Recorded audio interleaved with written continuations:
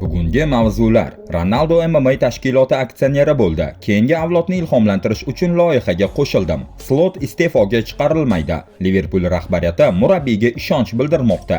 Newcastle Marseldagi Chempionlar Ligasi o'yinida muxlislarga nisbatan munosabat bo'yicha shikoyat kiritmoqchi. Neymar jarohatiga qaramay mashg'ulotga qaytdi.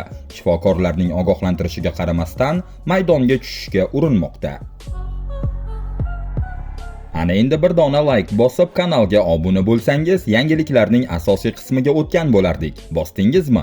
Unda boshladik. Cristiano Ronaldo Ispaniyaning Way of Warrior MMA promotioni aksioneri bo'ldi. Bu haqda Al Nassr va Portugaliya terma jamoasi hujumchisi ijtimoiy tarmoqlarda ma'lum qildi.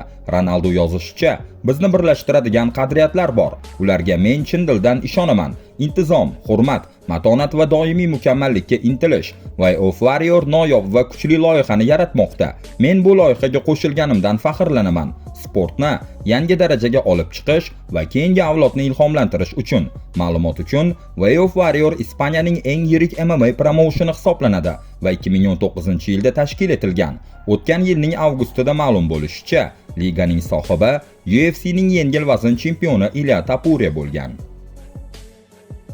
Liverpul hali ham Arne Slotni qo'llab-quvvatlamoqda. Klub rahbariyati jamoaning so'nggi muvaffaqiyatsiz natijalariga qaramay bosh murabbiyga bo'lgan ishonchini saqlab qolgan. So'nggi 12 oy davomida qizillar 9 ta mag'lubiyatga uchragan bo'lsa ham, Daily Mail xabariga ko'ra, klubga yaqin manbalar Slotning iste'foga chiqarilishi haqida hech qanday xavotir yo'qligini aytmoqda. Hatto Chempionlar Ligasi guruh bosqichining 5-turida PSVdan 1-4 hisobida yutqazilgandan keyin ham klub pozitsiyasi o'zgarmagan. Eslatib o'tamiz, Liverpul Premier Ligada 12-o'rinda bormoqda. 12 ta turdan keyin 18 ochko to'plagan. Chempionlar Ligasi turnir jadvalida esa ular 5 ta o'yindan so'ng 9 ochko bilan 13-o'rinni egallab turibdi. Sobiq Liverpul yarim himoyachisi Steven Gerrard jamoaning hozirgi holati haqida gapirdi. Qizillar kecha Chempionlar Ligasi doirasida PSVga 1-4 hisobida yutqazdi. 24-sentyabrdan beri Arne Slot jamoasi 12 o'yindan 9 tasida mag'lub bo'lgan. Gerrard shunday dedi: "Har bir mag'lubiyat, ayniqsa shunaqasi, jamoani krizisga yaqinlashtiradi. Menga bu so'z yoqmaydi, chunki krizis bu klubga qayta yuqoriga ko'tarilish uchun 1 yil kerak bo'ladigan holat. Liverpul hozir bunaqa bosqichda emas deb o'ylayman." Krizis juda keskin so'z va bu klub uchun ko'p ish qilgan ayrim futbolchilarga hamda buni amalga oshirgan murabbiyga hurmatsizlik bo'ladi. Inkorsiz aytish mumkinki, jamoa katta qiyinchiliklarni boshdan kechiryapti. Ular juda og'ir ahvolda, o'ziga bo'lgan ishonch eng past darajada va ular hali ham qiynalishda davom etmoqda. Ular gol o'tkazishda davom etishyapti. Himoyada juda sust o'ynashyapti. Murabbiy tezda muammoga yechim topishi kerak, dedi Gerrard TNT Sports'ga bergan intervyusida. Vitinha Parijda o'tgan vahshiyona Chempionlar Ligasi kechasida hayotidagi eng yaxshi o'yinini o'tkazdi. PSG Tottenhamni 5-3 hisobida mag'lub etdi. Portugaliyalik yarim himoyachi o'zining ilk hat-trigini qayd etib, jamoasini 2 bor ortda qolgan o'yinda ortga qaytishga bosh-qosh bo'ldi. Bu g'alaba PSJni liga bosqichida kuchli 8 talikdan joy olishga yaqinlashtirdi va Vitinhaning Luis Enrique loyihasidagi o'sib borayotgan rolini yana bir bor tasdiqladi. U TNT Sport'ga bergan intervyusida ilk marta bir o'yinda 2 ta va hatto 3 ta gol urganini aytar ekan, quvonchini yashirmadi. Bu birinchi marta, hatto 2 ta gol ham birinchi marta edi.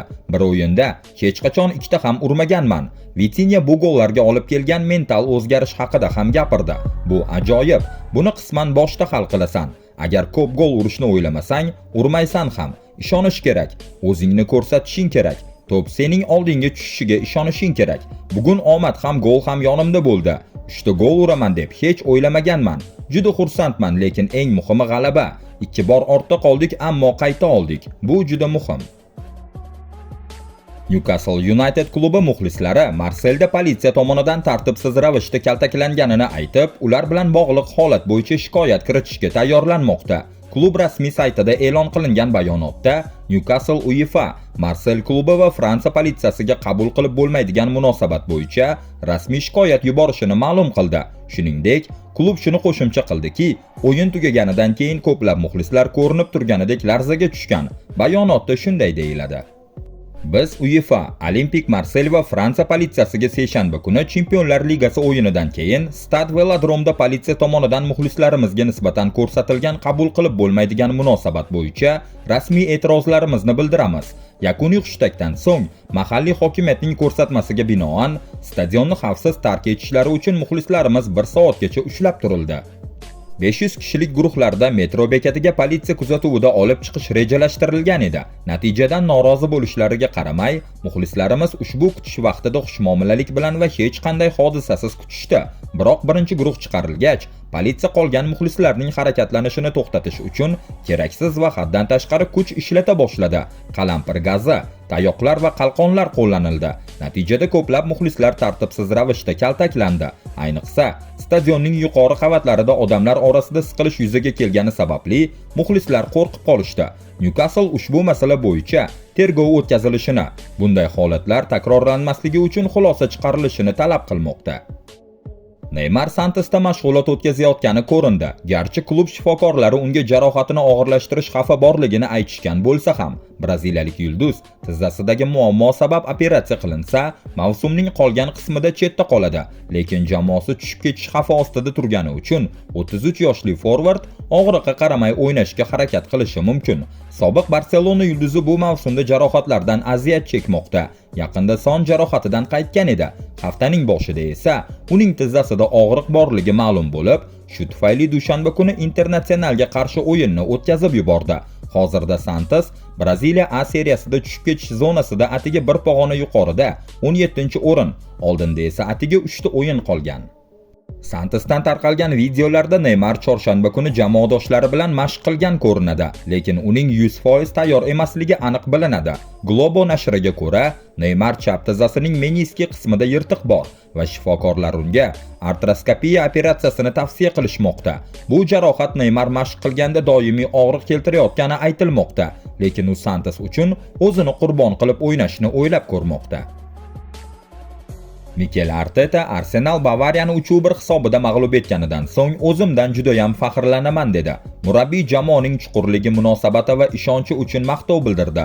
Shuningdek, ular Yevropaning eng to'liq jamoalaridan biri sifatida o'sib borayotganligini namoyish etdi. Bu g'alaba Arsenalning Bavariya ustidan 10 yil ichidagi birinchi yutug'i bo'ldi va 5 o'yin ichida Chempionlar Ligasida 100% natija qayd etgan yagona jamoa ekanligini tasdiqladi.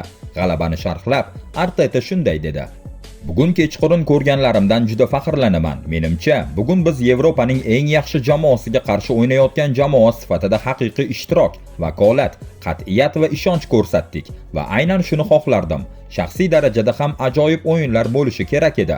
O'z lahzamizni ishga soldik va natijada o'yinni yutdik. Zaxiradan tushgan o'yinchilarning ta'siri haqida so'ralganda, Arteta shunday dedi: "Ha, hamma tayyor edi. Zaxira futbolchi bo'lishidan qat'iy nazar, o'yinchilarning ta'siri ulkan. Chunki mavsumda ko'p jarohatlar bo'ldi, lekin har bir kishi darajani oshiradi va bu ko'plab muammolarni yashiradi va men bu holatdan juda mamnunman."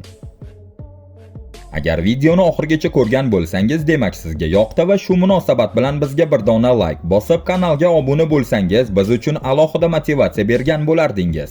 Do'stim, kommentariyalarda fikrlaringizni yozing. Keyingi videolarda uchrashguncha salomat bo'ling.